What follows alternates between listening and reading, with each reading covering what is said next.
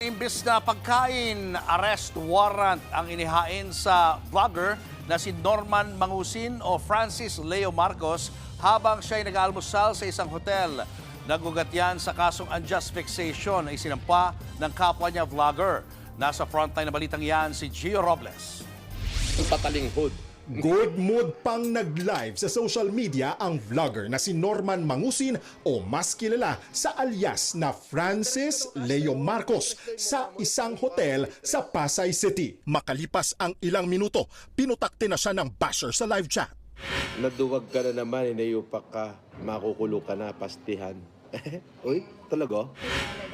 Maya-maya, may nag-video call habang nag-aalmusal si Mangusin. Oh, bakit? Ba't sabi may warrant ka raw? Sino may sabi? Magpapaniwala ka naman doon. Wala naman sinasabi abogado ko eh. Pero ilang saglit pa, tila nagkatotoo na nga ang sinabi ng tumawag kay Mangusin. Enjoy na sa kanyang salad ang vlogger nang biglang may mga lumapit. Morning, sir. Right. I-serve lang po namin yung warrant. Okay. Ikaw po ba si Norman Mangusin po? Alias Francis Leo Marcos? Ito po. Mga operatiba na pala ng PNP Criminal Investigation and Detection Group ang lumapit kay Mangusin. Tayo ay aming ina-aresto sa bisa ng warrant o arrest na inisyo ng RTC Branch 294. Kanina, nakaposas ng prinesenta sa media si Mangusin na nahaharap sa kasong unjust vexation. Nakaharap ni Mangusin ang nagdemanda sa kanya na kapwa vlogger na si Mark Jason Warnaculahewa o mas kilala bilang Makagago. Mainit ang face-to-face ng dalawa. Buong taon ho yan makukulong. Kasi literal na hindi ko tatantanan yan dahil napakaraming taong tinarantado niyan. Okay lang ako, influencer versus influencer, pero sa asawa ko at nanay ko, hindi. Di ba, Norman? Di ba? Ayos. Totoong ang baho mo, tingnan sa personal.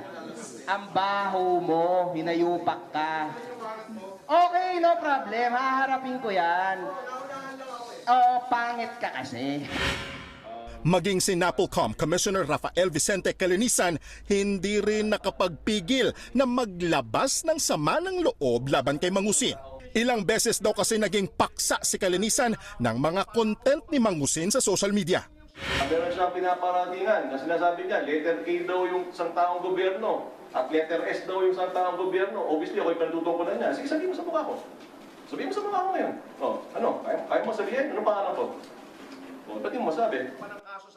Ikinadismaya umano ni Mangusin ang tila kawalan ng katarungan dahil sa tindi ng kahihiyan na kanyang inabot. Iginiit din niya na walang matibay na basihan ang mga akusasyon laban sa kanya. Merong dahilan huyo kung bakit ako nakapagsalita ng hindi maganda sa isang general. Ang justification lang, ipinahiya niyo ako buong Pilipinas na ganito, grabe. Mas mabigat yung kinaso ko sa'yo, hintay mo warrant mo. Deserve mo yan, deserve. Bako mo, buti nga sa'yo. Pinabulaanan naman ni Calinisan na pinepersonal niya si Mangusin.